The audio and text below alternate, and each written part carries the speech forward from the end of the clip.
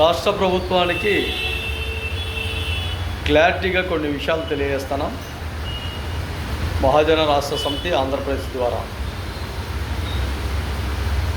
దాదాపు అధికారం వచ్చి తెలుగుదేశం పార్టీ, జనసేన పార్టీ, అదేవిధంగా బీజేపీ పార్టీ ఒక కూటమిగా ఏర్పడి ఒక బలమైన నాయకత్వాన్ని ఏర్పాటు చేసుకున్నారు. Okay, right. తర్వాత ఈ 16 నెలలు దాదాపు పూర్తయింది మీ పాలనలో. మరి రాష్ట్రంలో ఏ విధమైన ప్రజలకు అవసరాలు ఉన్నాయి, ప్రజలకు ఏ విధమైన సమస్యలు ఉన్నాయి, మౌలిక వసతులు గ్రామాలలో, పట్టణాలలో, పల్లెల్లో, నగర పంచాయతీలలో, సిటీలలో, కార్పొరేషన్లలో ఏ విధంగా ఉన్నాయి, పూర్తిగా వర్షాలు వస్తే రోడ్ల వ్యవస్థ ఏ విధంగా ఉంది,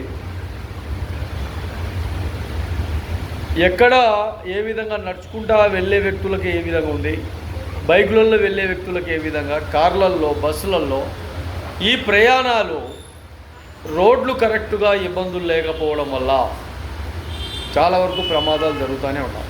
మళ్ళీ వీటిపైన ఏ విధంగా రాష్ట్ర ప్రభుత్వం చొరవ తీసుకుంటుంది. వర్షాలు వచ్చిందంటే కొన్ని పట్టణాలలో పూర్తిగా డ్రైనేజీ ఎక్కడికెక్కడికి స్టాప్ అయిపోయి నీళ్లు ఎన్నో విధాలుగా అక్కడ ఉండే ప్రజలకు రకరకాలుగా వ్యాధులు వచ్చే ప్రమాదాలు కూడా ఉన్నాయి. మళ్ళీ వీటిపైన ఎంతవరకు చర్యలు తీసుకుంటారో ఇంకా రకరకాలుగా ఉన్నాయి. ప్రజలకు మౌలిక వసతులు కల్పించే విధానంలో భాగంగా ఎన్నో విధాలుగా రకరకాలుగా సమస్యలు ప్రజలకు ఎదురవుతున్నా కూడా మీ ఎమ్మెల్యేల దగ్గరికి వెళ్ళినా కూడా వాళ్ళు ఏమీ పట్టించుకోవడం లేదు.